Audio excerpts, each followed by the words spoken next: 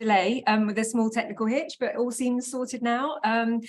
So welcome to this session on heritage narratives, continuing the conversations we've been having so far. Welcome to you people in the room. I'm Emily Mann. I am co-chairing this session this afternoon. I recently joined the Bartlett as a teacher and researcher, working particularly on the MA in architecture and historic urban environments, along with Edward Dennison and Maxwell, Mutanda and Jane Wong, and Barbara Campbell-Langer, who I think hopefully you've all met along the way already. So it's very nice to see you again and some new faces in this room already. And my co-chair for the session this afternoon is Vedas Petroulis, who's currently in the audience.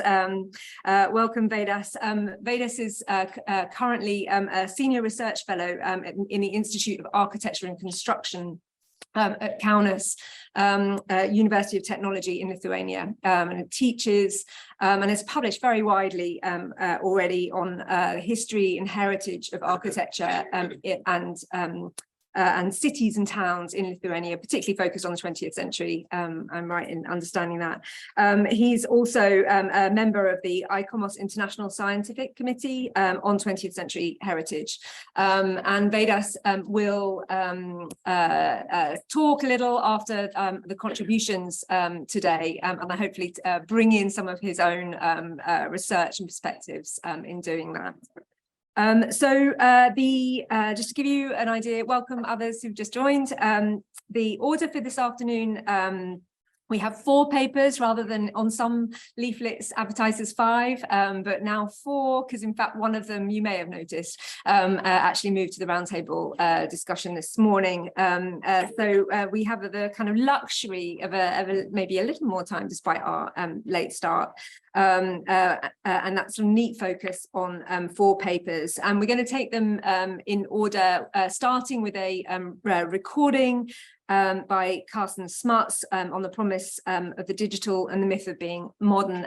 Now, Carsten is with us online, Zoom, for the discussion later, but has recorded his contribution. So we'll begin with that paper.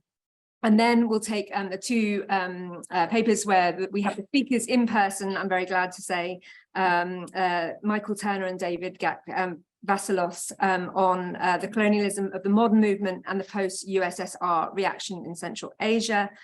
And then we have Alyssa Barry on decolonizing African histories through visual arts, African contemporary art as a way of looking back and moving ahead. And then we will move back online for Rasha Safarini's paper on sites of belonging walks in Amman. So that's our running order. I will introduce everyone just before their paper, but as has been usual so far, we'll store up questions and conversation all together at the end. So please do kind of keep a note of questions that are bubbling away, and we'll come back to you. Okay, so I will begin by introducing Carsten Smuts, who, as I say, is online with us and has contributed a recorded paper. Carsten is a South African-born architect and designer, currently a PhD candidate in the chair in critical architecture and urbanism at the University of Pretoria, and also a research scientist at MIT in the United States. His research investigates the history and abstract logic of digital machines, absolutely fascinating already. In particular, the promise and application of mobile technologies deployed by the West. I've seen everyone in the conferences well, it's been in my hand all day. I can see a few in front of me. Mobile technologies, their role in epistemology, and the implications of that in the global South in particular. So Carsten, welcome from wherever you are, and we will look forward to speaking soon.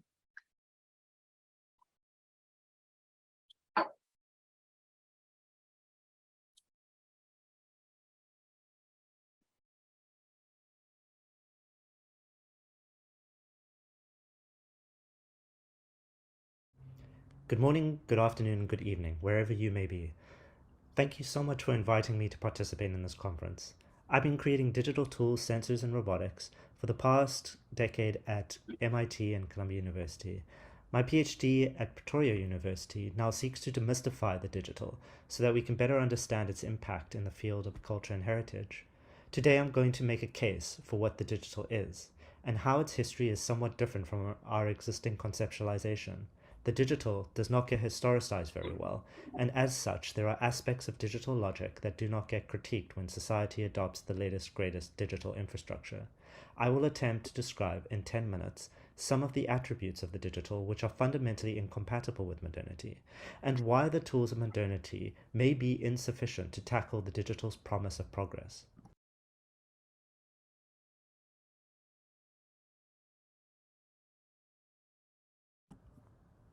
Visions of modernity that draw on the promises of digital technology to invariably raise standards of living and relinquish responsibility to machines fail to consider the intrinsic properties of the digital that tend toward atomization, polarization, and globalization.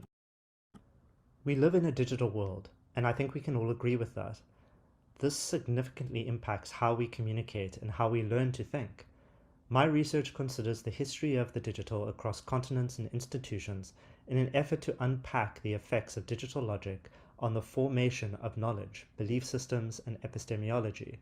In order to illustrate the promise of the digital, I draw from events throughout history that ultimately empowered US-based educational institutions as sites of geographical thought and practice, which in turn contributed significantly to the evolution and formation of the word digital in the West.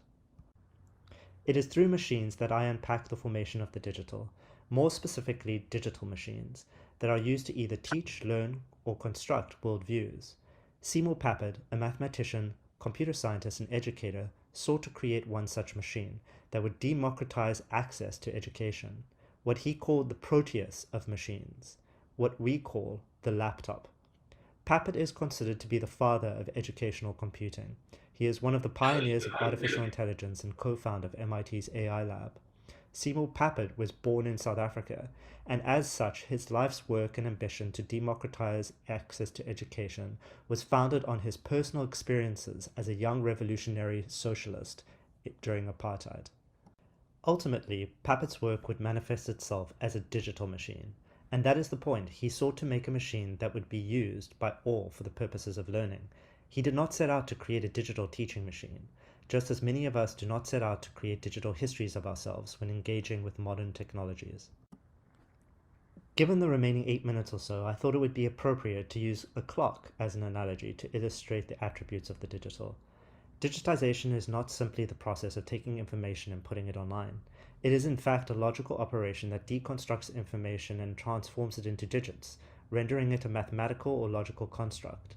If you look at these two clocks, you will notice that the analog clock on the right moves smoothly.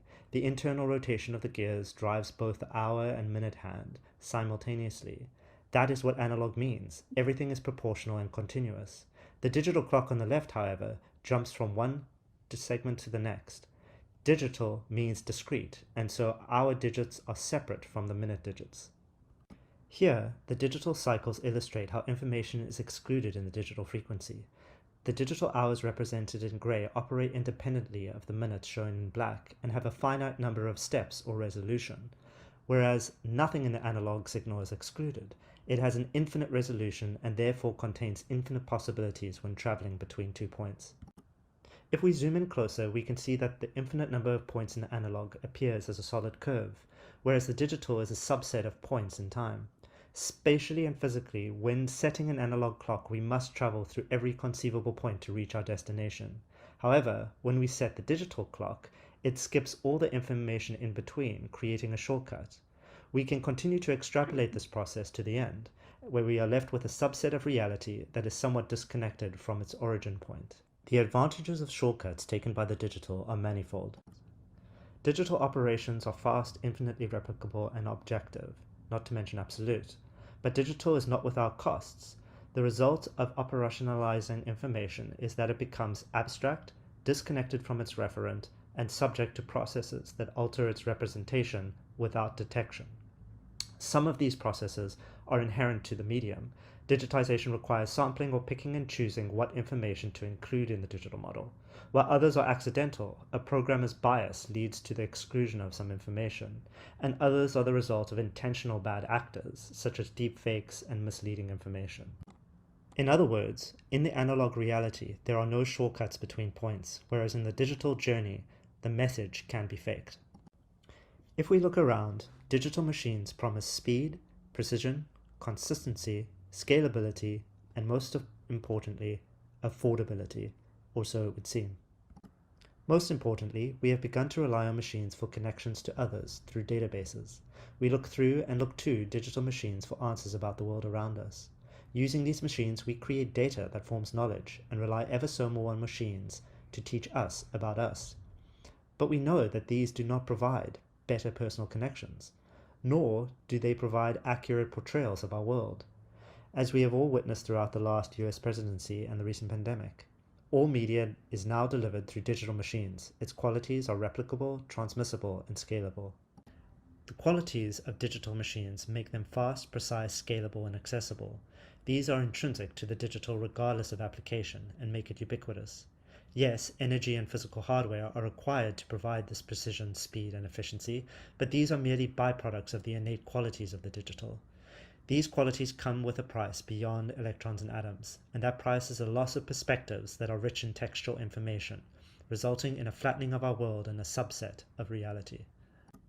The development of teaching machines was very deliberate, in particular the promise and application of mobile technologies deployed by the West, and their role in epistemology and the implications thereof in the global South. It essentially comes down to the fact that computers are very good at computing algorithms and mechanization of life. My research led me to the mechanization of learning and how devices were developed as teaching aids, requiring algorithmic thinking. Science, technology, engineering, mathematics, or STEM, have a long history in the West attributed to national defense, or should I say, fear of the other. In the mid-20th century, STEM became the primary focus of the US federal government, putting the algorithm and computation at the forefront of federal policy. In 1957, when the USSR launched Sputnik, the reaction in the West was nothing short of complete panic and shame. They attributed this to a failed education system, and within a year the National Defense Education Act was formed, which pushed unmatched amounts of funding into the development of STEM-related endeavors. Fast forward to 1982, and Seymour Papert had just published Mindstorms, which was his manifesto on educational computers. In 1983, Times Magazine published The Person of the Year. It was to be a machine, and the machine was to be the computer.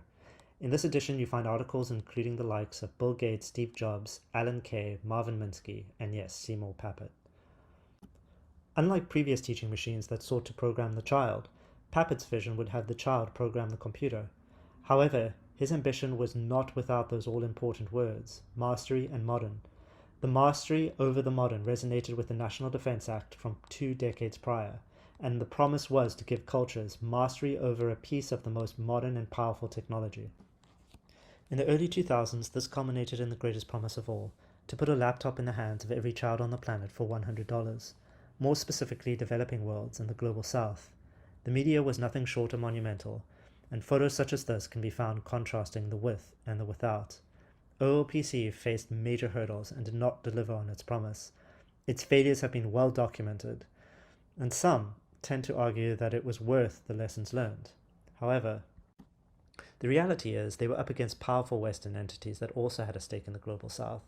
These powers drown out local production, and the power of something like Google, Apple, Amazon, or Facebook is that their platforms are able to prioritize themselves algorithmically above all else.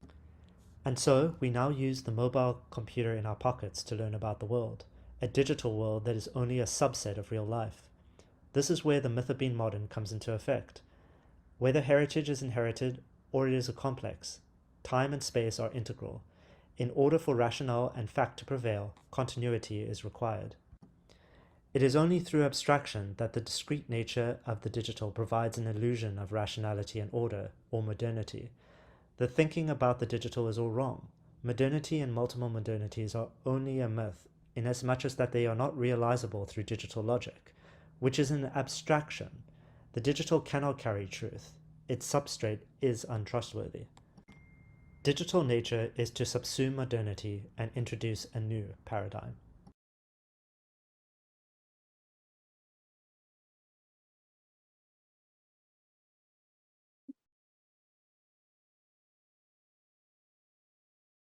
Thank you so much, Carsten. Was there anyone else watching the clock? I guess as chair, I have my eye on those two clocks. 10 minutes precisely. That is masterful.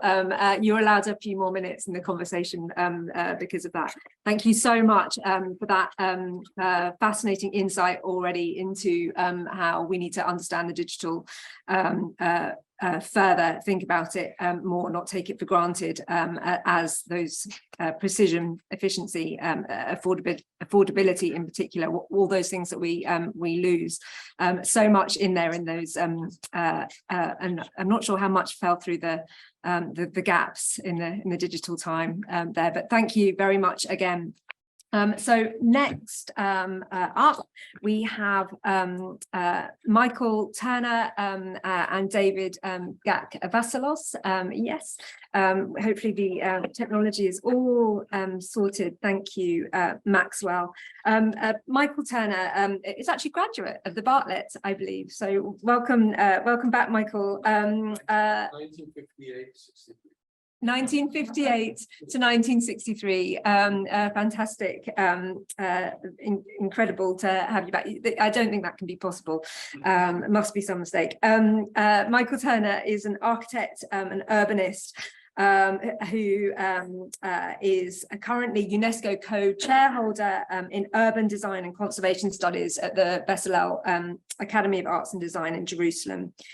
He has previously held, in those decades in between, so many roles, particularly working in the public sector in Israel for many decades, including having the role of head of the World Heritage Committee of Israel until 2011. And he is currently special envoy at UNESCO and coordinator of UN Habitat Heritopolis, so I can't say that word, consortium. But Michael, thank you very much for being here with us today. And his co-presenter is David Gak-Vassilos. I'm sorry, I said Vassilos earlier, Vassilos. A graduate in architecture of the Bezalel Academy of Art and Design in Jerusalem with Michael.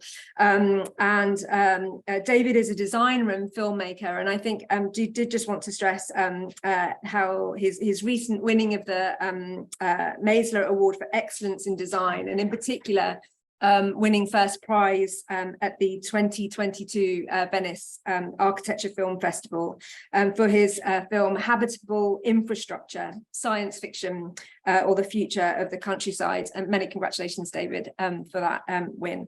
So I will hand over now to David. Thank you. Yeah.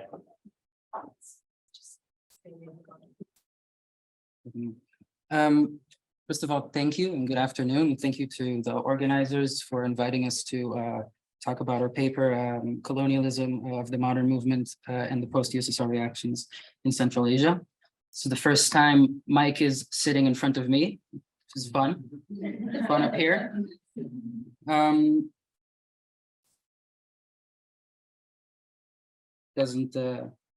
Okay. So let's start with a question. How do we construct a national identity? If you ask political scientists and historians, they often credit language for the development and manufacturing of national identities. You see, by controlling language, its syntax and grammar and vocabulary, through printing and media, of course, it's possible to impose a common political, diplomatic, or even economic uniformity. In this presentation, we would like to illuminate the influences of the urban and architectural language on the impact of cultural production.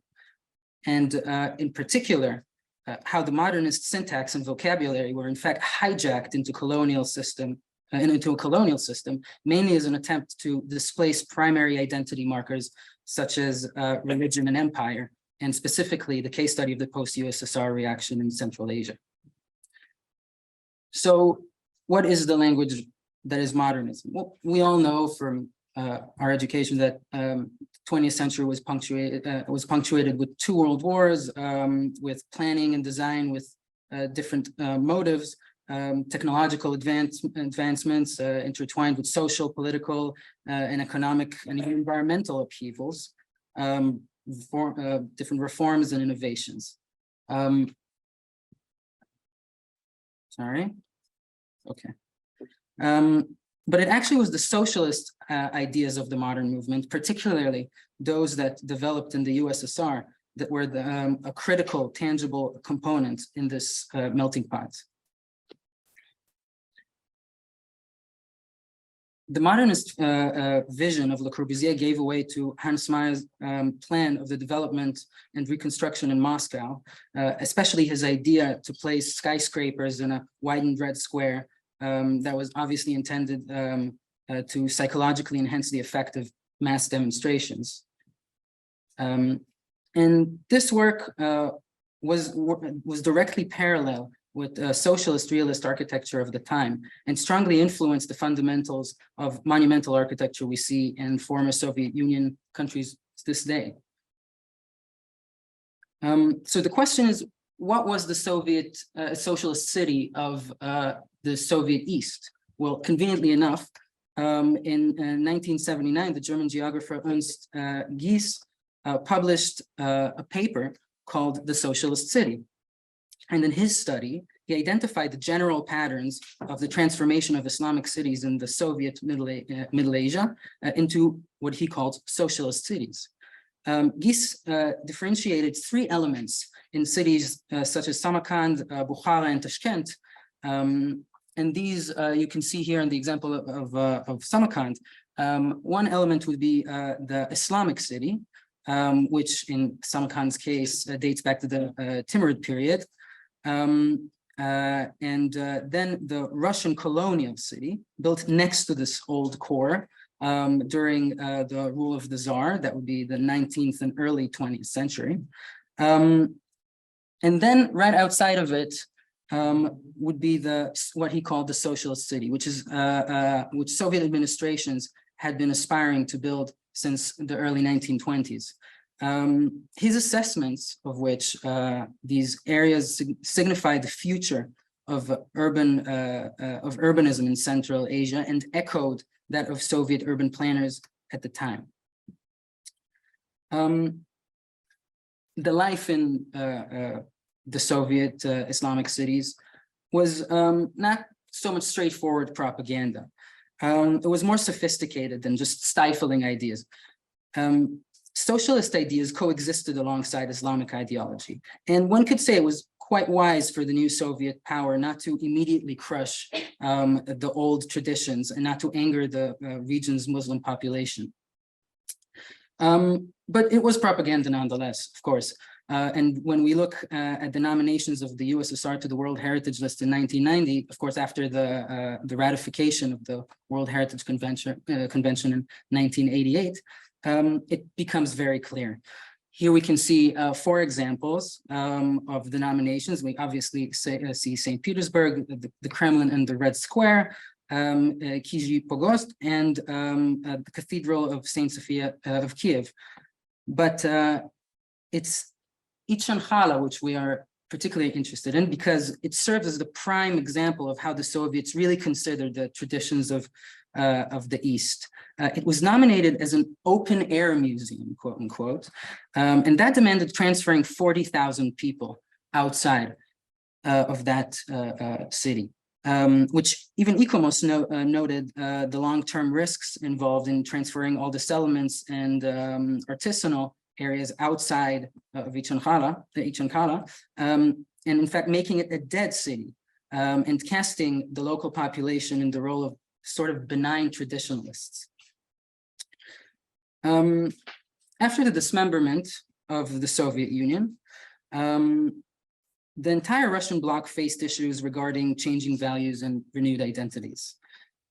And for Central Asia, particularly, the strong architectural images of public buildings, mosques, and urban infrastructure were at the heart of this revival. These historic identities like the Timurid period and geographic unity became major factors in immediately defining its new independence. But that's exactly the dissonance between the speed of change of cultural identity and the much slower socioeconomic patterns that is at the heart of the story. And thus different policies and heritage patterns emerged. Samarkand kept developing around its three elements, just like Guis illustrated before: the ancient city from the 7th century, the architectural ensembles at the medieval city from the 14th and 15th century, and the 19th and 20th century Russian expansions in a European style. Bukhara went through the opposite. Here we see the market area, which was rebuilt by the Soviets after the Red Army bombarded and wiped it out. And this is a photo from 2017, after former President Karimov, who died in 2016, felt, and I quote, that once they became an independent country, the Soviet stuff should not be here. One could say, though, that it was already a part of the spirit of the city. Shahrizabs, on the other hand, became a national symbol.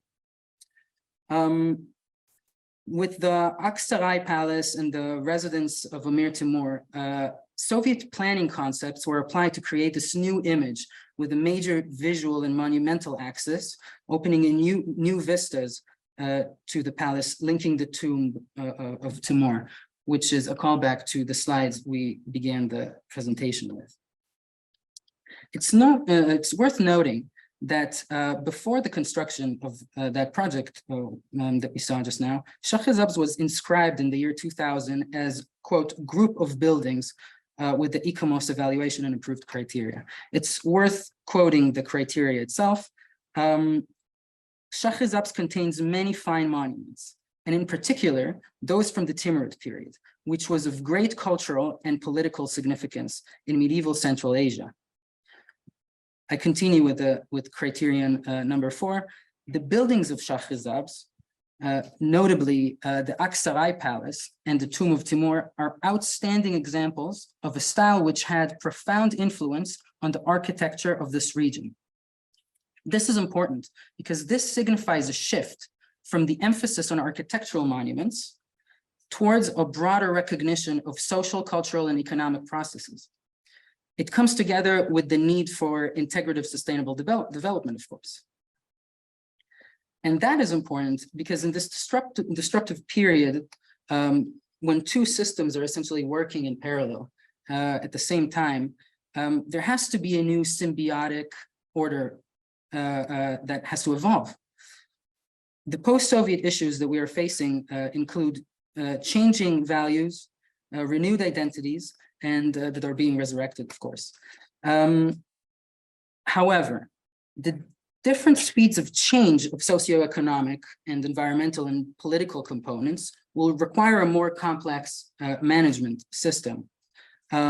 This is to ensure that more holistic and comprehensive solutions will be applied for urban heritage. Before we enter, 2 documents worth noting on that regard. One is the 2011 recommendation on the historic urban landscape. It signifies an approach that goes beyond the groups of buildings and historic centers. That is in order to include the broader urban context. And the other one is the 1994 NARA document, and it's also worth quoting. In a world that is increasingly subject to forces of globalization and homogenization, and in a world which the search for cultural identity is sometimes pursued through aggressive nationalism and the suppression of cultures of minorities, the essential contribution made by the consideration of authenticity in conservation practice is to clarify and illuminate the collective memory of humanity. In other words, this, together with a drive to adapt existing leftover planning policies, is our new challenge. creating new tools to address this post-colonial national vision in the 21st century digital era. And just to end with a question for the discussion. This question, we had it in mind while talking about this presentation. And we were asking ourselves, is the creation of national identity or the manipulation of national identity is a recipe for nationalism itself? Thank you.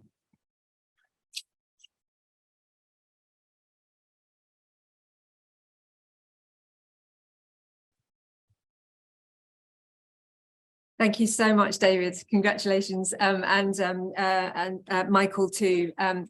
Fascinating insights both into Soviet and Russian heritage sites, but also the competing sort of narratives around those sites. And this issue of the speed of change, which sort of chimed back to the first presentation, the kind of different temporal scales that these issues can work on, and the implications also in the digital era. So thank you very much for that already, and the connections that you've opened up. So our third paper this afternoon is from Alyssa K. Barry, Decolonizing African Histories Through Visual Arts, African Contemporary Art as a Way of Looking Back and Moving Ahead. Alyssa, who co-chaired brilliantly a session yesterday afternoon, so hopefully most of you met her already. The session on coloniality and modernity, is a Senegalese architect, urbanist, specializing in particular on African cultural heritage. She's currently based in Dakar. She works as an international independent consultant on African cultural heritage, and she's the founder of the brilliant Africart, which is a digital platform dedicated to the art of contemporary art from Africa and its diasporas as well. And hopefully, we will share the presentation shortly, and I can hand over to Alyssa.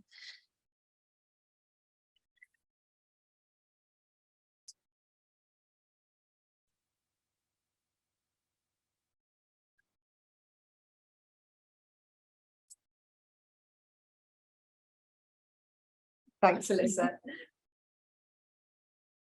Thank you, Emily. Hi, everyone. I'm very happy to be here today, and I will be presenting on African contemporary arts as a way of looking back and moving ahead.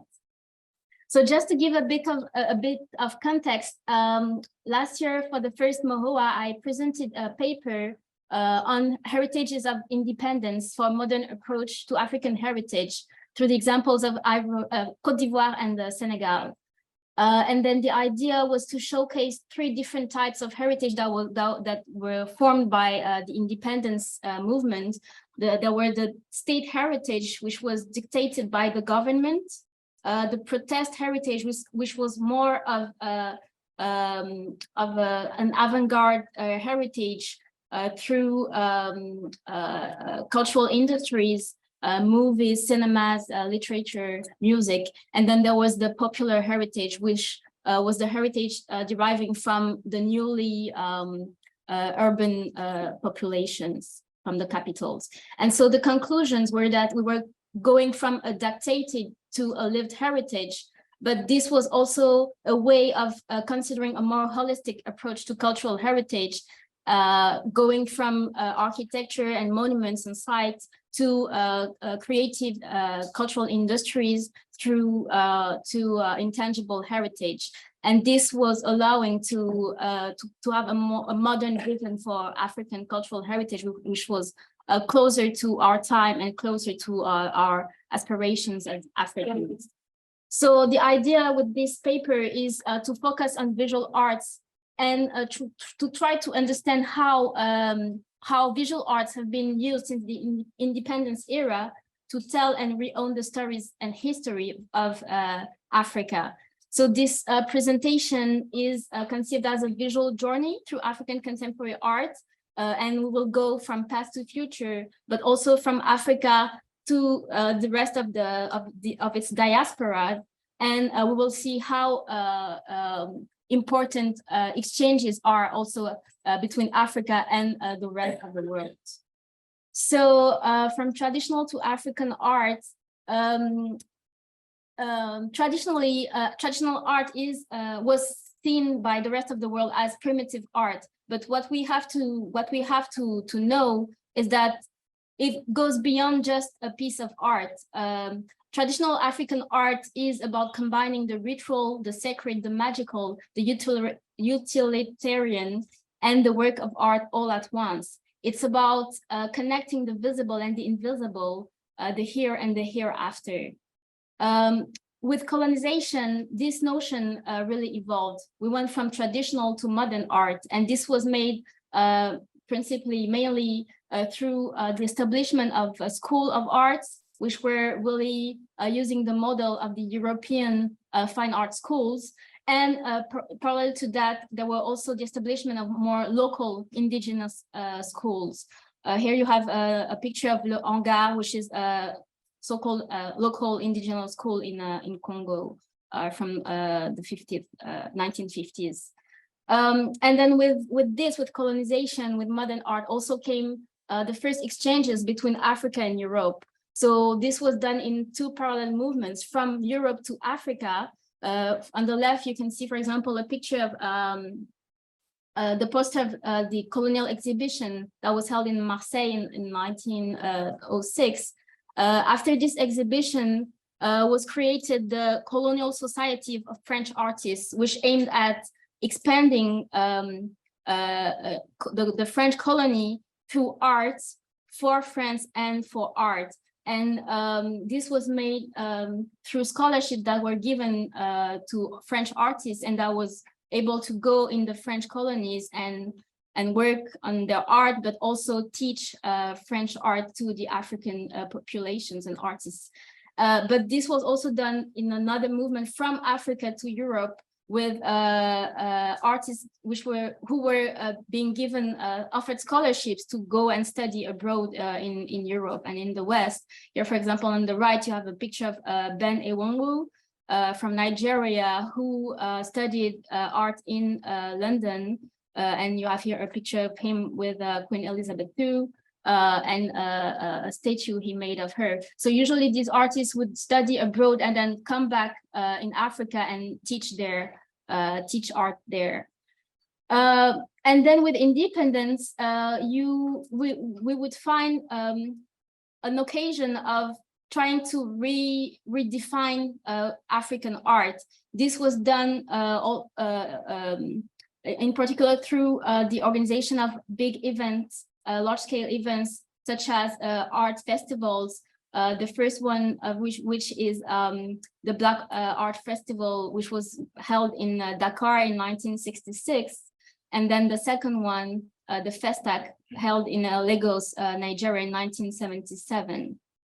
And then after this came the notion of contemporary art. And this was really a way of entering the global stage and the global art market in particular. And this was done mainly through the organization of big exhibitions in Africa and mostly in Europe. Here, for example, you have the example of the exhibition Magiciens de la Terre, which was held in 1989 in Paris. And this was the first exhibition in Europe that was not only showcasing contemporary art from Europe, but also from the other regions, including Africa. And with this came a lot of other exhibitions showcasing African contemporary art, but also a lot of fairs, a lot of galleries opening both within Africa and outside of Africa. So African contemporary art is, first of all, a way of questioning the past. Like I said, the idea with this paper was really to study African art, both from Africa, but also outside through the diaspora, including Black American art history. And one of the things we can see is that art was really used as a way of reintroducing Black figures into art history. This was done, for example, with the Harlem Renaissance movement in New York, in the United States, which was really which really aimed at showcasing Black African identity and history through a multidisciplinary approach, including arts. And it really placed Africa at its center, and it allowed to extend its influences also outside of America. Another example is the artist, the American artist Kerry James Marshall, who is very more contemporary. So the Harlem Renaissance movement started in just after the First World War, so 1917 until the 1930s. And here with Kerry James Marshall, which is way more contemporary, who was born in 1955, he's really continuing this notion of Black identity and showcasing it in order to really reinterpret art history, including more Blackness. Another way for that is also to reinterpret religion. For example, here you have the work of the artist Afro-Cuban Harmonia Rosales, who through her paintings reinterprets religions, mixing Christianity as well as African religions such as the Yorubas religion from Nigeria. Another way of African contemporary art as in relation to the past, reinterpreting the past, is really reinterpreting history through a work with the archives. Here, for example, you have the example of the Malgache from Madagascar artist, so Malala Andrialavidrazana, who's really studying the archives and tries to give a voice to these archives by making parallelisms between the archives, the history, the geography, and trying to retell the story of Africa using combining all this. You also have the artists that are using themselves, portraying themselves to teach about the past. For example, here you have the Senegalese photographer Omar Victor Diop, who's through his series Diaspora uses pictures of himself where he's performing as people of color who are not always known and who used to live in the past and all over the world in the diaspora. So here, for example, he's showing himself as Benedetto Il Moro, who was a Sicilian Franciscan friar who is venerated as a saint in the Catholic Church, and he was Black. So through his series, he really showcases Black figures that were not very well known in history to teach us about all these people and the importance of Black people in the past and history. It's also a way of transforming atrocity, in particular war.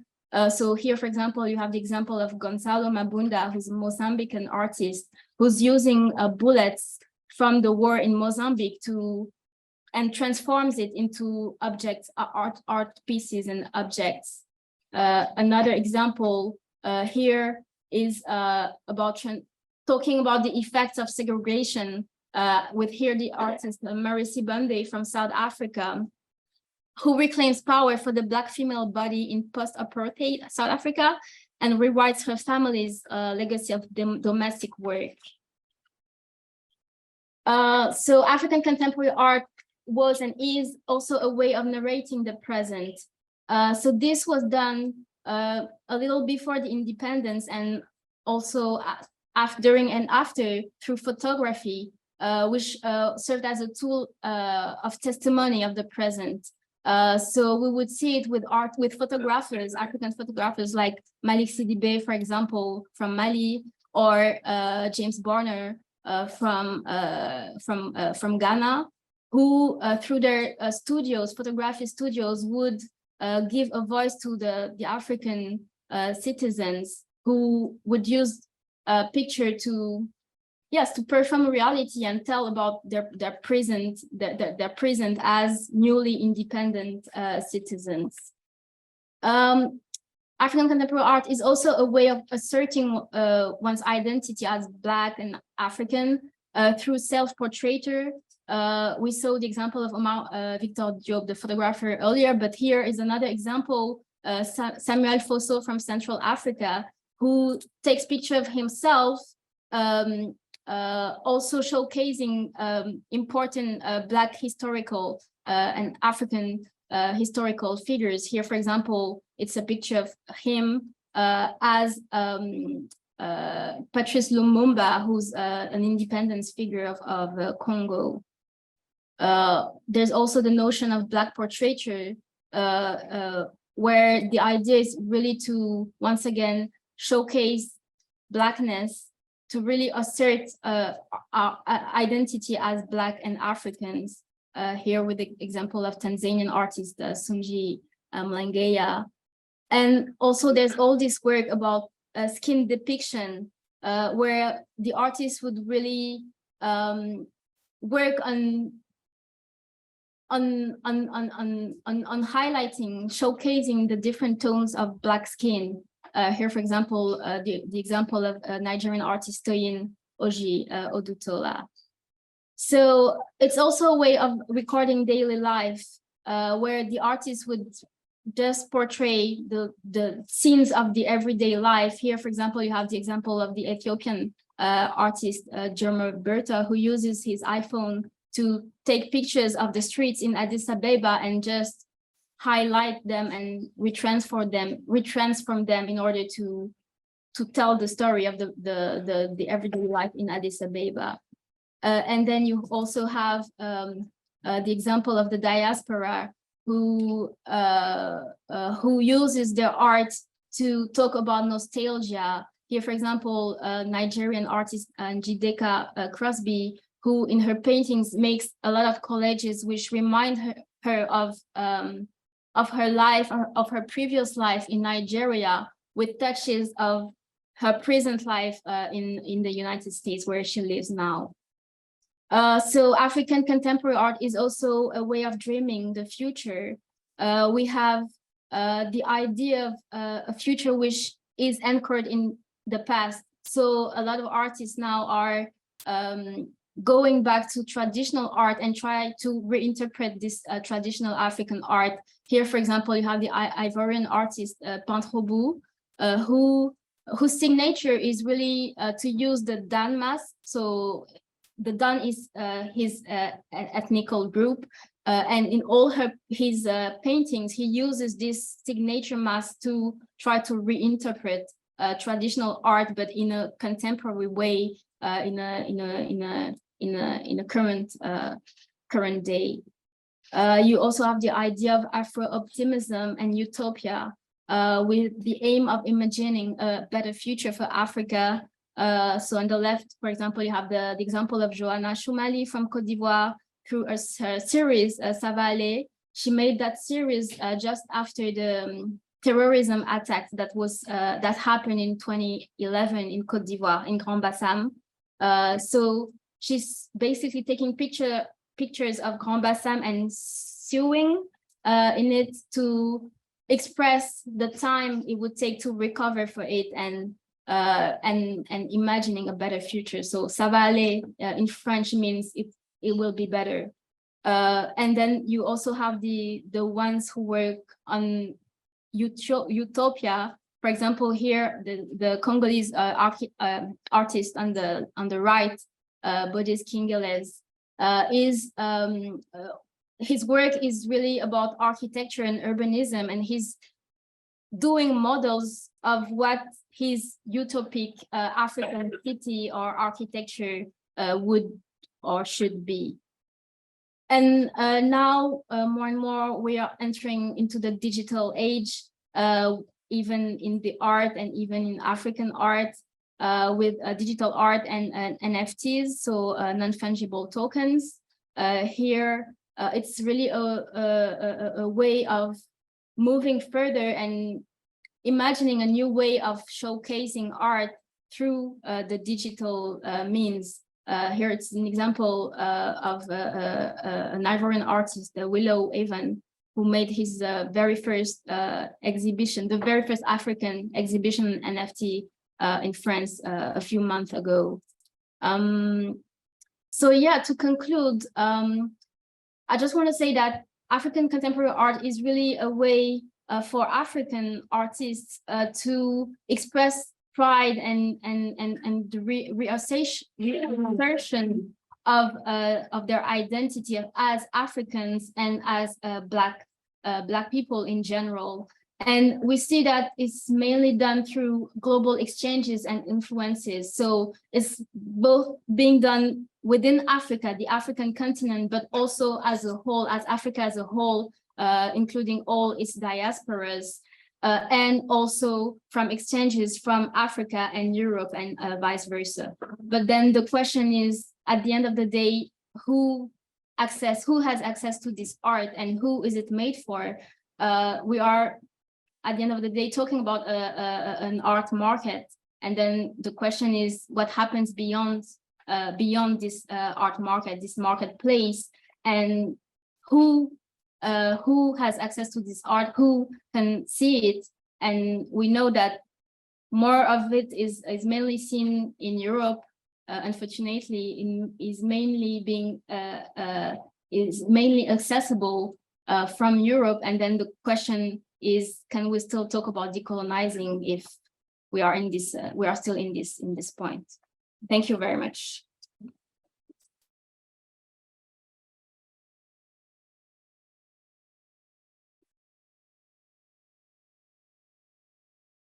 Huge thanks, Alyssa, for that wonderful presentation, not least for the very visually rich and exciting and hopeful presentation, thinking about overturning existing narratives through the visual arts, through the power of the image, and kind of, as you say, kind of re-owning those stories, and actually the kind of the power of art too, and the idea of it.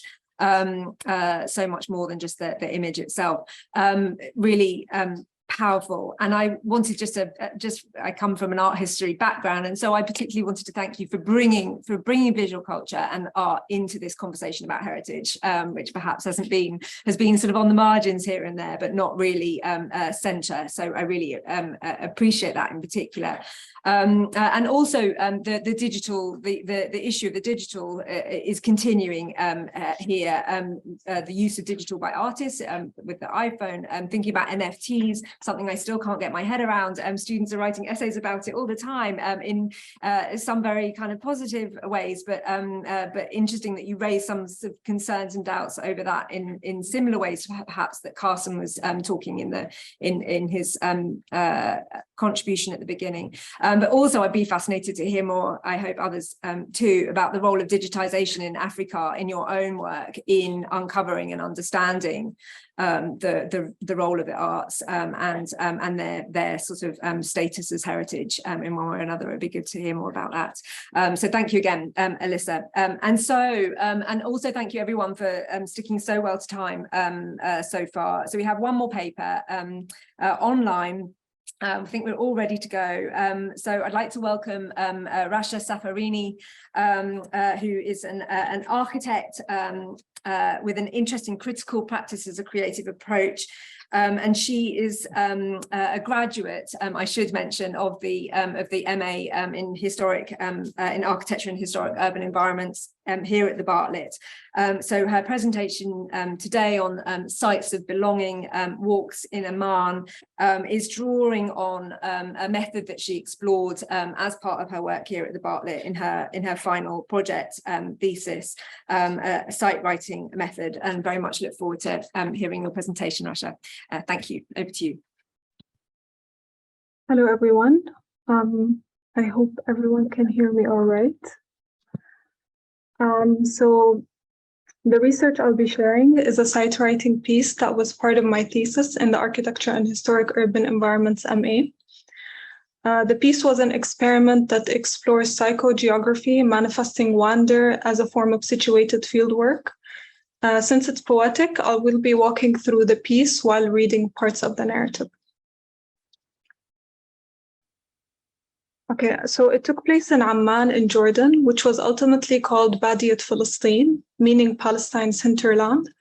However, the influx of refugee population increased mainly from the Israeli invasion of the whole of Palestine. So the hasty population growth led to a poor development plan. Mountains were eaten up, concealing their temporality, destroying sloped runoffs, and pouring concrete over streams. As I wrote in one of the poems, I seek Palestine in Amman's womb, but find wandering cousins in gloom. I seek home in homeless hope, but find no ain, but find haven in desolate terrain, unseen by the dweller that craves the duller foreign grain. So a series of walks were taken from west to east of Amman, beginning from my grandparents' residence, all the way to an eastern ex-refugee city in Marka, wandering and reflecting on moments of refuge within landscapes that revealed themselves between the mayhem of constructions. Despite their wounded states, these mountainous moments offer themselves as visual breathers, helping the weary eye escape the chaotic reality of the city. In one moment, I wrote, I would like to reach out, but I fear touching those lesser parts that, as my cousin said, let us breathe in the suffocating city. I fear attaining colonial greed that seeks destruction while speaking of savior, as they cover their eyes, ears, and our lips, playing a game of strip and steal. So the experiment was spent reflecting the intangible socio-political qualities of the land, alongside with its tangible presence by journaling, all in an attempt to unlearn and relearn constructs of belonging in this desertified land. The piece is compiled into a diary of essays, poems, and photographs. To illustrate wonder, the sight writing is divided into two parts: the main narrated walk that is curated, and the internal thoughts connected to the narrative as side notes that contain further references, colloquial stories, and translations. Throughout this journey, most of the Turanian breathers were found wounded and abandoned, unappreciated by its residents and architects. As I wrote in one of the poems named West Mix, litter is now the root, debris branches, and concrete's bloom. As the donkey stumbles on grey rubbles, wandering in grumbles, seeking his land, yet feasting on crumbles. The poetics of the narrative situates displaced religious, ecological, and political thought, mirroring them with Amman's destructed landscapes, yet disguising certain opinions ought to be censored. As I wrote, I walk down Al-Jubayha hill to the main road, suffocated by stone slate blocks as flags color the ashy roads and litter decorates the dry soil. Yet in between were moments for the lost soul. Parts of the mountains reveal a tad, finding grains I am meant to touch and smell. Curved streaks paint the disoriented traffic. Stains of willow green revive the numbed nation for a moment. I can hear the swirling fodder, although it is still. I can smell the oak, although it is buried. I can sight home, although it is seized. But the mayhem that taints these landscapes are celebrated, almost welcomed into the society in Amman. As I quote in one of the walks, I try to find my way down to Wast al-Balad, yet the pavement favoring the wheel, repressing my feet, directs me towards the scorching sun, cruel this year. I look down and shade my eyes with thin fingers in homeless faith, yet the state of the land is crueler. Garbage adores the hills of Al-Wibdeh, and that seems to be of no bother for the estranged natives of West Amman, dressing to be seen yet veiling their sight to resemble some European explorer. So I crossed the wealthier parts of Amman, known as West Amman, which is called West not necessarily geographically, but for its resemblance to the Western world in the eyes of Amman's residents, and for it being less Islamic than the east of Amman. As I quote from my writing, chuckles between men and women pollute the air while children embrace the chest of a stranger, embellishing materialistic desire with melodic links of crystal. Larger parks haze my aim, masking the sounds of lost Palestine as I meander left in God's rightful path. In comparison, further east, sceneries change and political agendas become slightly more explicit.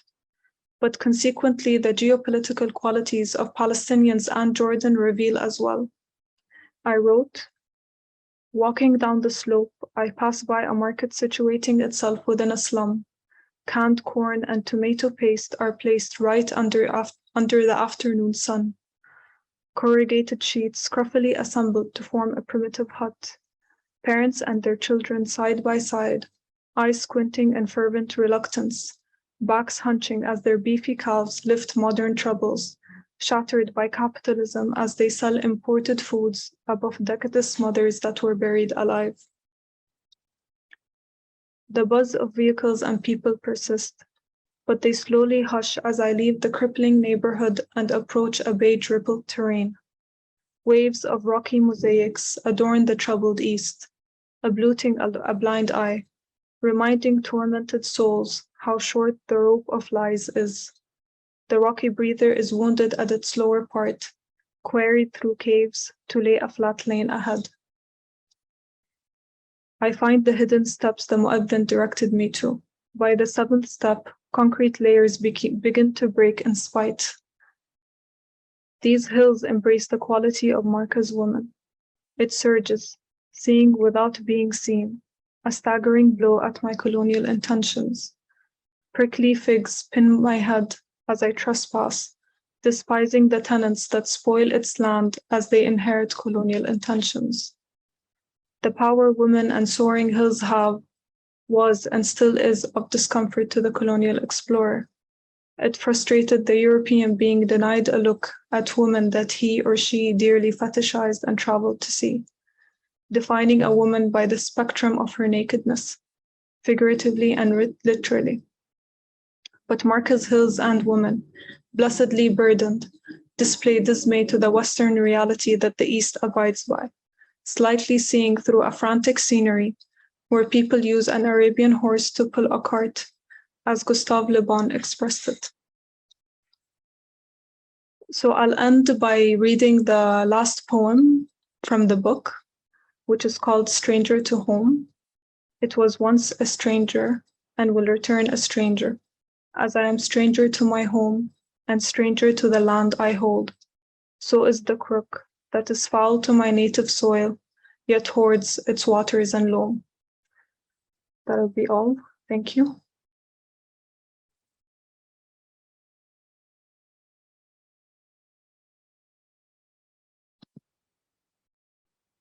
Thank you so much, Rasha, for a really beautiful presentation of a beautiful piece of work that is really engaged with thinking about how we tell those narratives, not just the content itself. I was really struck by the overlaying of text and image in particular. Okay, so we'll move very swiftly on at this point, and Vedas and I will come to the front, and with the other speakers, Vedas will make a few comments, and then we'll open out for further discussion. So do have your questions and thoughts ready. Thank you. And Vedas, welcome again. It's really nice to have you. Probably you can sit here. Yeah, and then contributors would like to join us.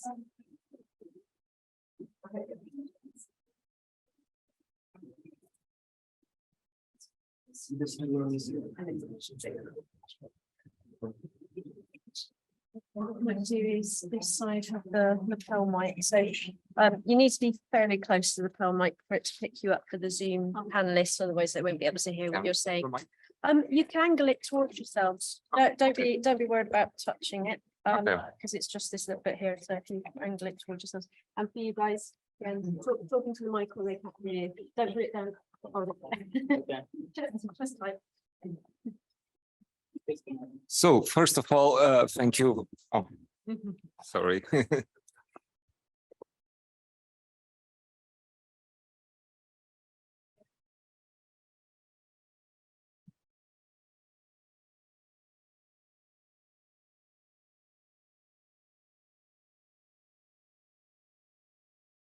Good. So first of all, thank you for inviting me here to co-chair this wonderful session.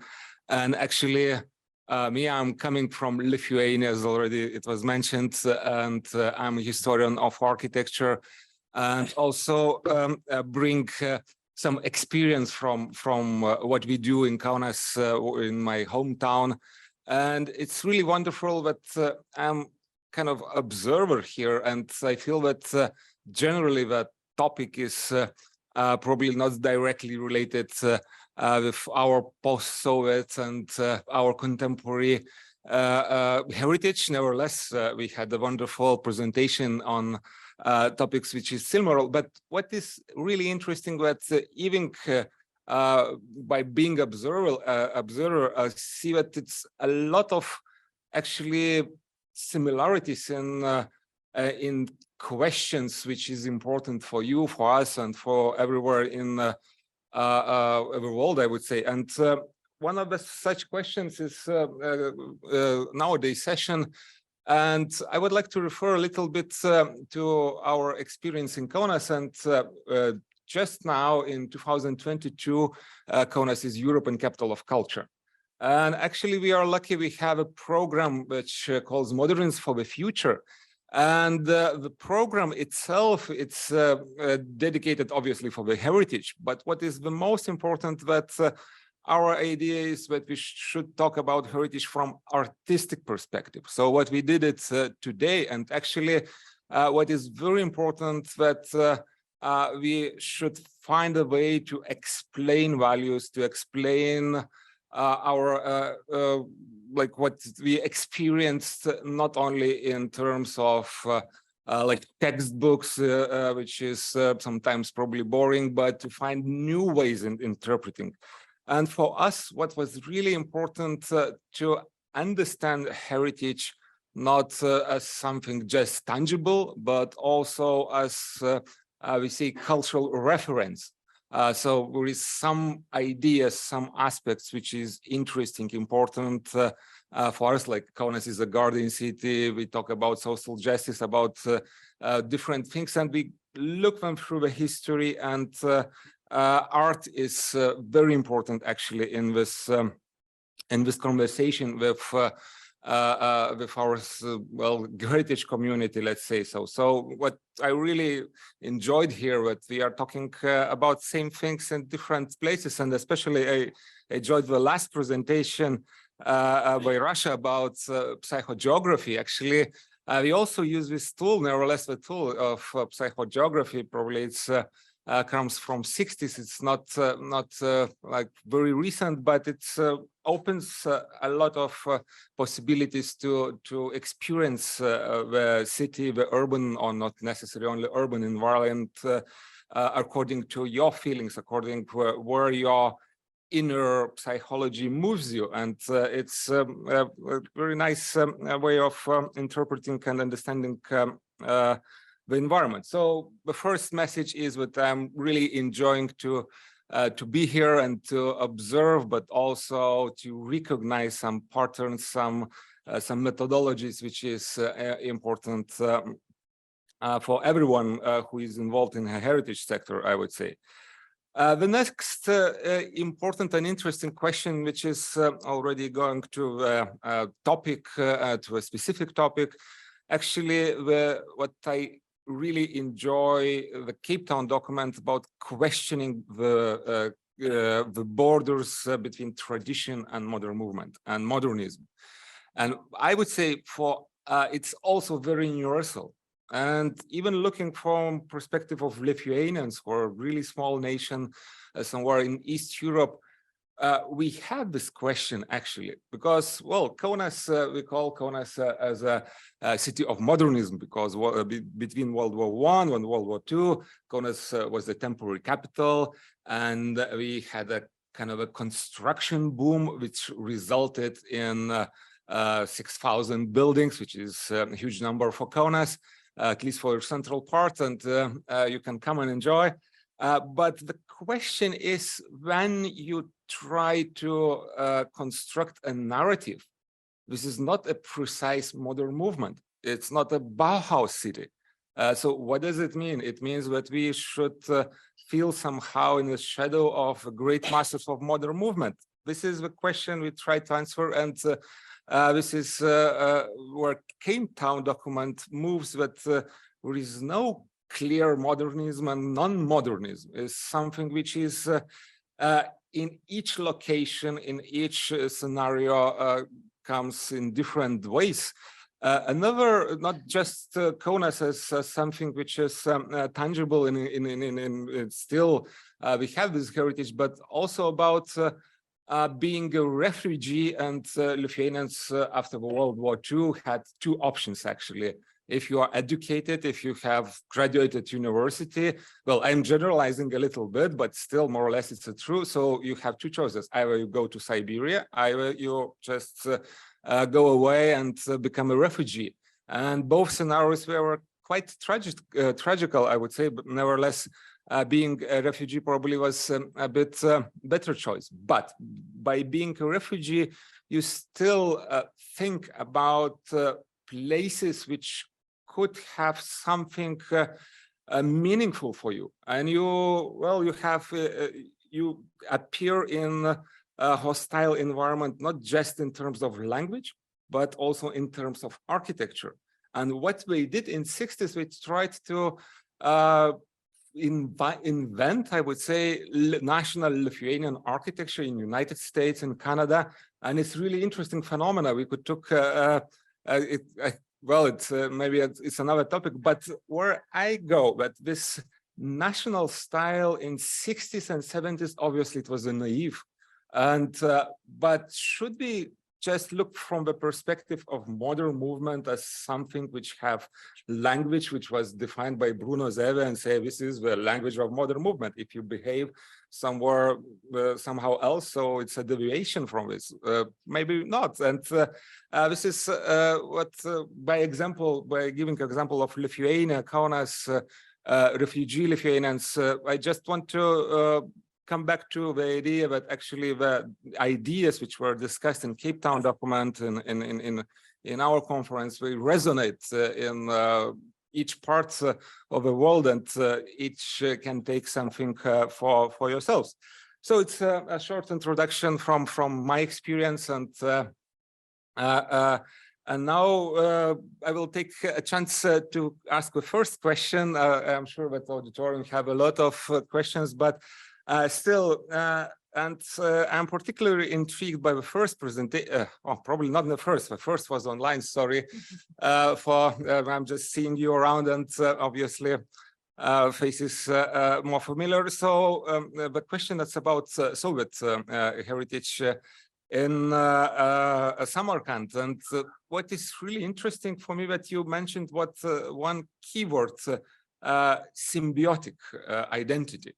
So is it somehow happens that you can absorb the legacy of the Soviet and to use this to the new contemporary identity? Yeah, this is. Yes, thank you. That's a really interesting question. I think that we're at a turning point. So what is happening, which David mentioned, was the non-synchrony between the planning ideas and the social ideas. And this is what is happening. So we still have Soviet planning ideas of large-scale activities, which we saw in Shahrizab, of opening up ideas, but it has no connection whatsoever to the current social or socio-political change which is taking place, or even some other ideas regarding heritage.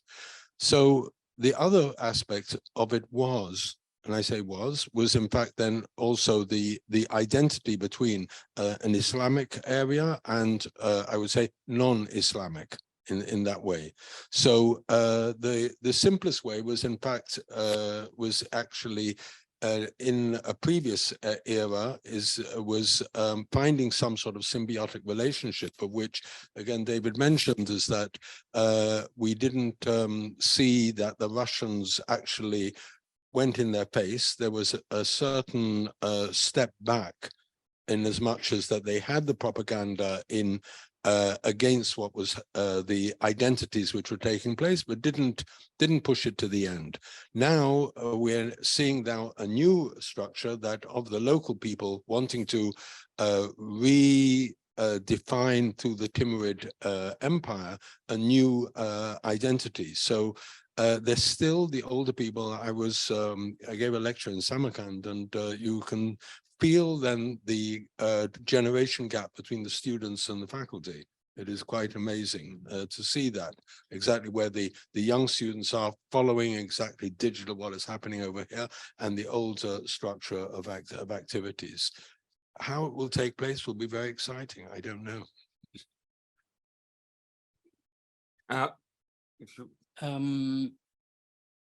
I think Mike said it very concisely, but to me, there's also this Nike shoe counterfeit idea, if you know what I'm talking about. There's this idea where you and I don't want to buy Nike shoes because they have sweatshops and we don't want to support stuff like that, whatever they're doing, and so on. But we still need shoes, right? So it's a kind of a preposterous situation where we are actually we actually want to buy the counterfeit shoe, because the counterfeit shoe is made by the same man in the same factory, in the same workshop, but he's getting a little bit money on the side, right? Because he's making counterfeit shoe and we buy it, and it's the same shoe. It's the same idea, it's the same product.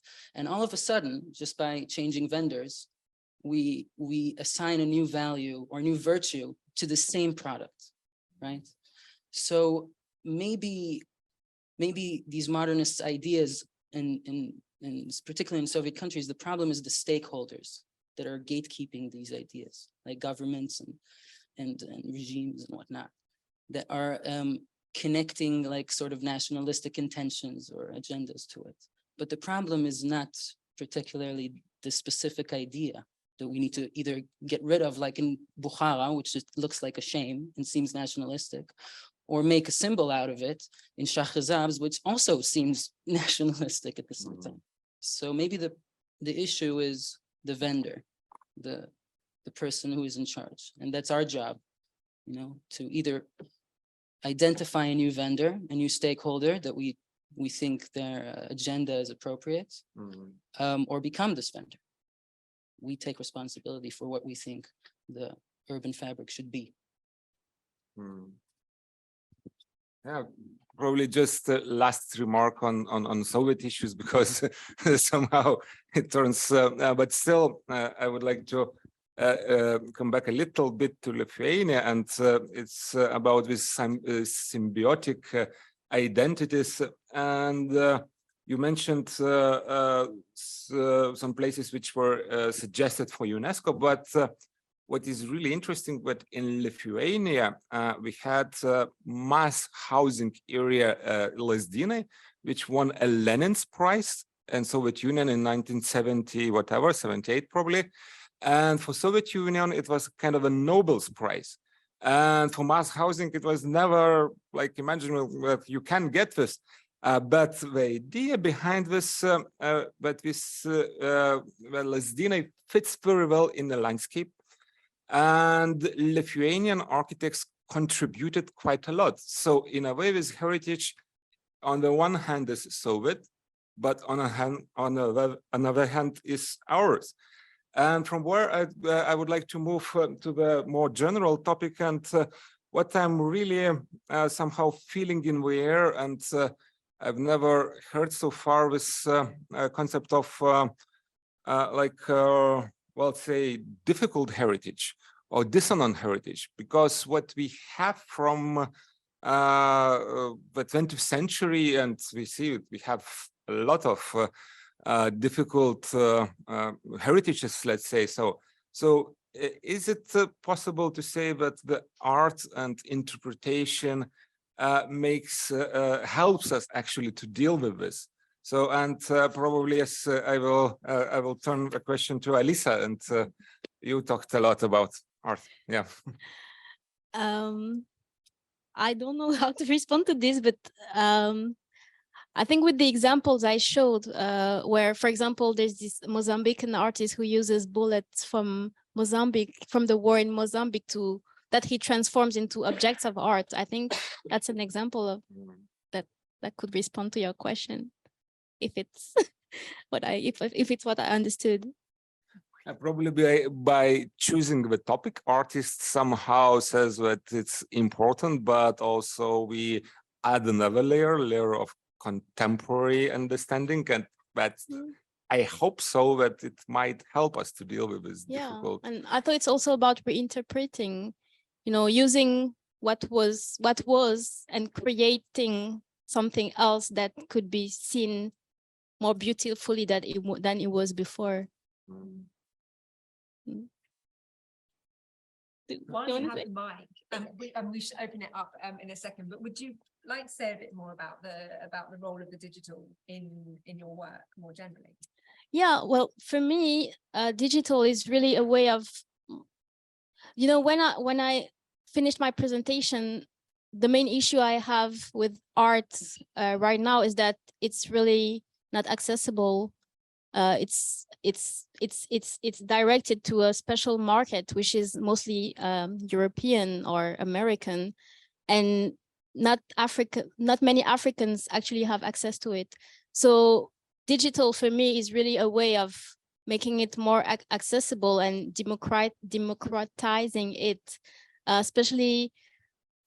I think it's not an African problem. I think in most part of the world, art is really not really well understood by people, and most people feel like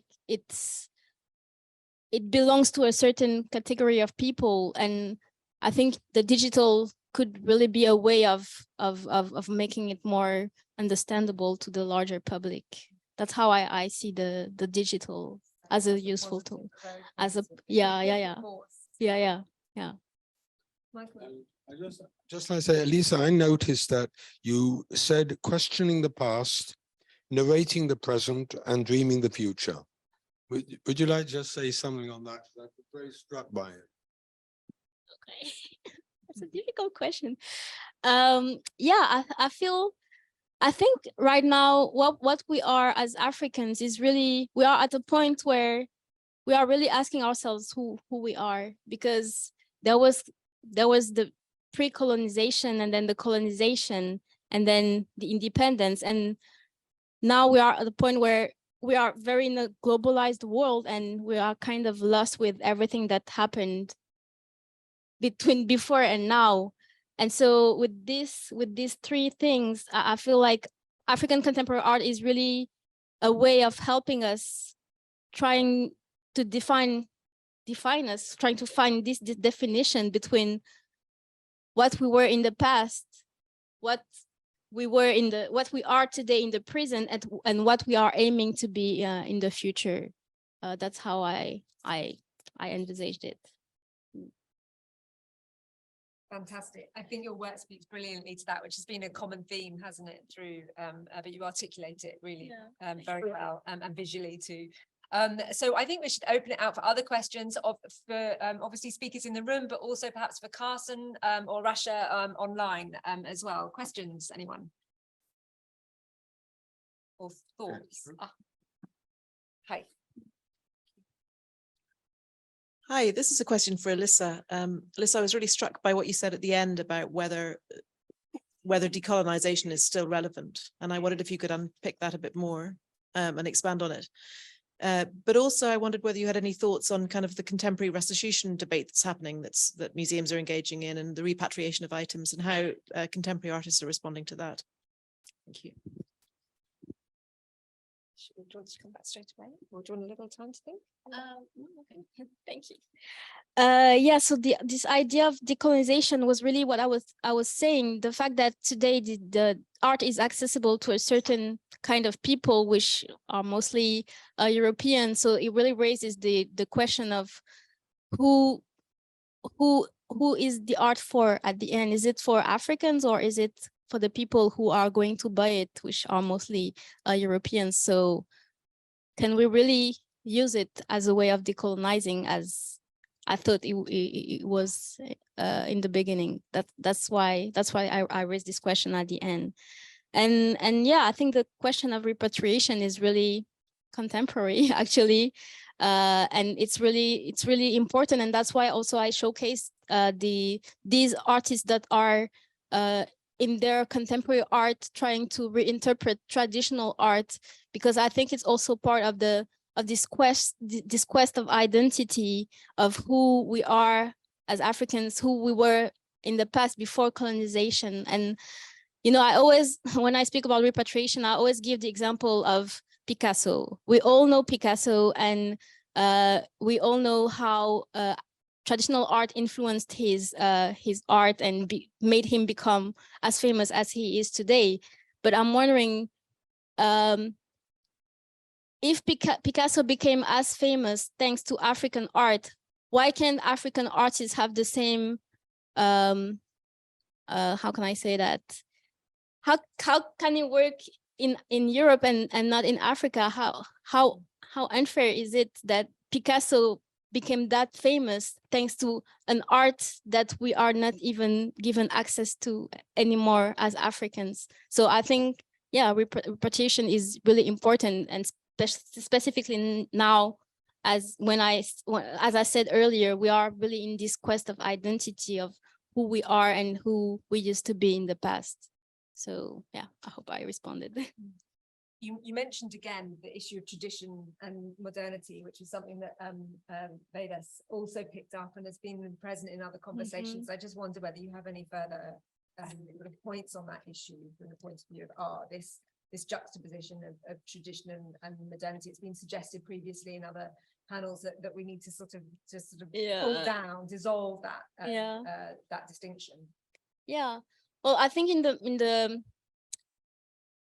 the art field, this question is important because, like I showed in the presentation, there's really a big dichotomy between traditional art, which is more, traditional art is less used as for its aestheticism. It's more used as something for rituals, and it's really part of the cultural heritage. It's not even made to be showcased. Whereas what we have today, contemporary art, is the goal of contemporary art is really to be seen and to be sold and to travel the world. So how do we merge the two and create something that combine both vision of art? That's the dichotomy between tradition and modernity. Has quite a really important relevance. Yeah, the difference between those. Yeah. I think it does exist. And the digital is a potential way of decolonizing. It could be. Yeah, I think it has a potential. Yeah, it could be. Yeah. Thank you so much. Thank Right, you. further questions, Jane. Thanks. Thanks, Jane. Thank you. Hi, thanks to the panel. Really fantastic papers. I suppose I have a question about the choice of language that came to mind listening to Alyssa, but also to Rasha. Hi, Rasha. It's Jane here. I don't know if you could see me. Hi. So the question really about how you choose a language when you're negotiating a past, whether it's a colonial past, how you're trying to value it. I'm kind of thinking language across visual and textual registers. And I think Alyssa pointed out really beautifully in her paper how reworking a language can be an act of reclaiming and critiquing.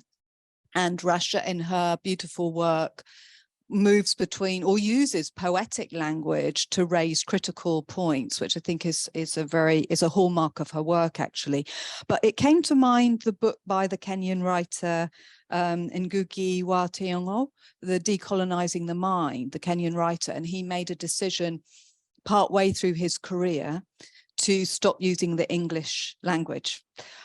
So I just kind of wondered about the panelists' thoughts about the language. I mean, I guess it's particularly a question to Rasha, because I know previous work she's used English and Arabic together, but also maybe to Alyssa as well, this question about what it means to kind of write in English, depending on the heritage that you're negotiating.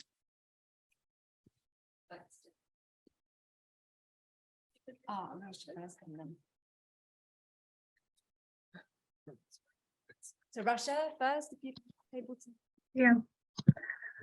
So hello. I can't see who's talking, but I appreciate the question. It's quite a difficult, complex question. I think you can hear me, right? Everyone can hear me all right? Yes, we can hear you. I guess the topic of question, I mainly started thinking about the idea of language through the writings of, through reading in Arabic and finding references in Arabic more than in English. So there's a quote by a writer, his name is Hussein, and from his book, he wrote his book in 1984 about the modern war, which is the war of thought, and how it basically affected the Middle East and the Islamic region through socially, spiritually, financially, intellectually. But four were the most important targets by the, let's say, European colonial system, which is women, clothing of both genders, not necessarily women, education, and most importantly, literature and language. So by destroying a native language was sort of the target of colonization. And unfortunately, I've studied in English most of my life, despite the fact that I write and speak in Arabic. And in my MA course, there was this restriction of writing and thinking in English. So the topic of language became quite difficult to address. But in my poetic writings, I think I've heard this before, that there's a sense of thought in Arabic that's literally translated into my style of writing in English, which is sort of the whole point. So yeah. Thanks, Rasha. That's a wonderful answer. Yeah. Thank you for your question.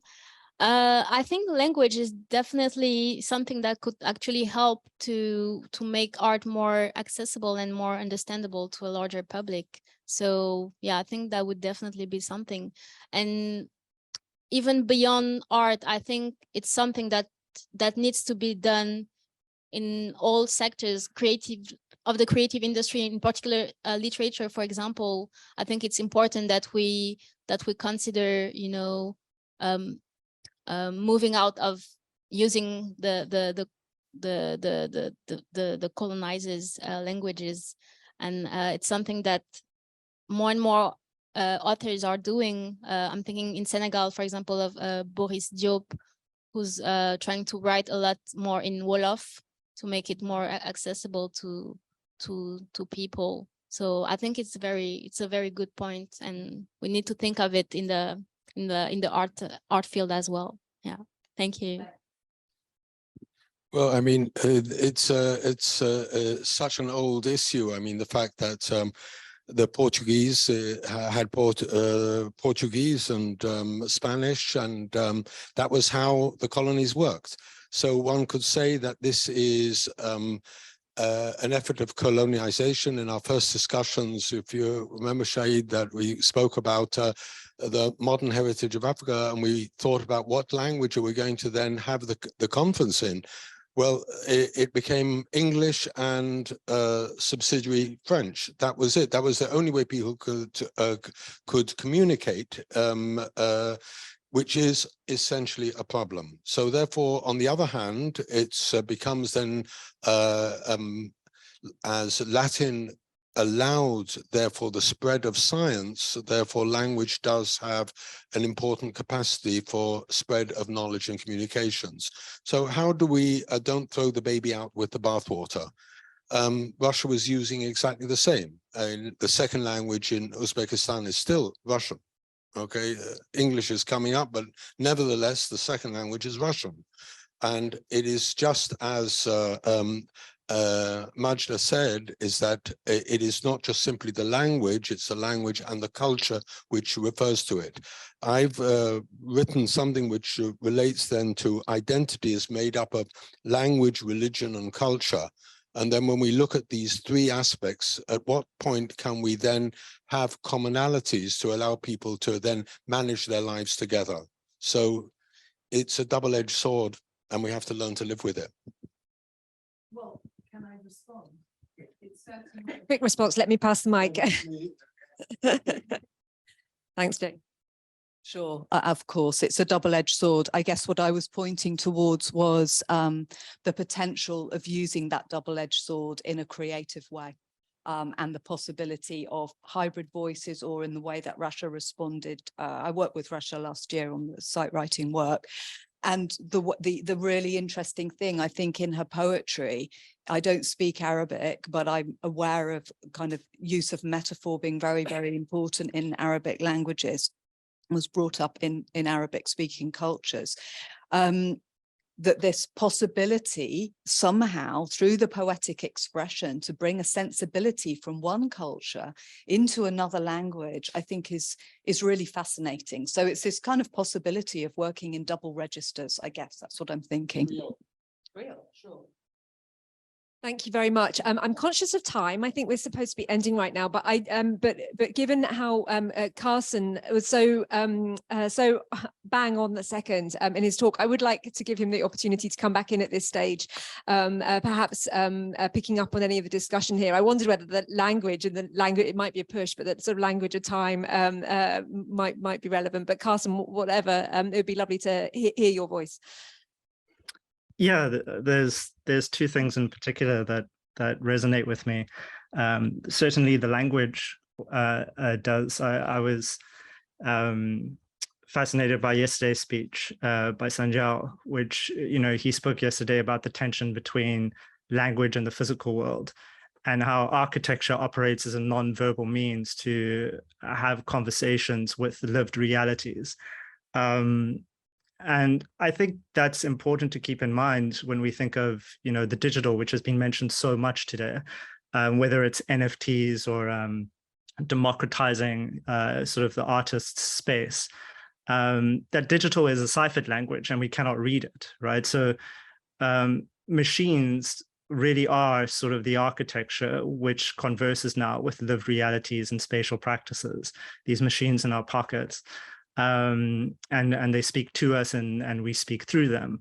However, in that process, I was saying in my presentation that a lot of information is filtered out, whether it's bias or whether it's programmed out, and we're left with a subset of reality. So when I heard Elisa talk about Picasso, that really triggered something in my head, and I love that question she posed, which was, why can't Africa do for itself what it did for Picasso? And I think it always reminds me of that quote, which I don't know if actually originated from Picasso, but people say it did, which was, good artists borrow, great artists steal. And what we need to keep in mind when we consider the promise of the digital to provide a level playing field, or decolonization or multiple modernities with respect to art, is that we must consider the reliance on algorithms, right? So with respect to things like NFTs, their core platforms are hosted in places like Silicon Valley, right?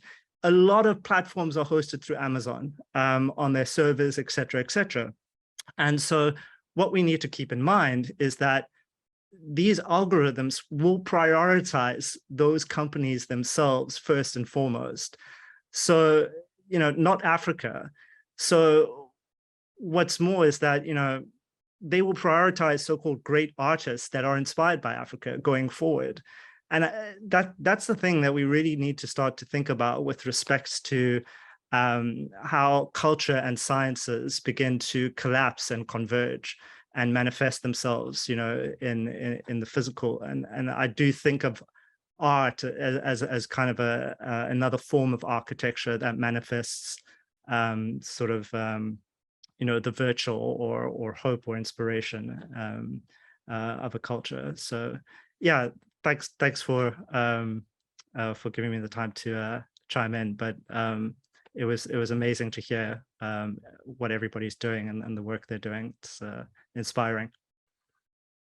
Thank you very much, Carson. I absolutely agree, and I think it's a sign of the richness that that we could do with another few hours, right?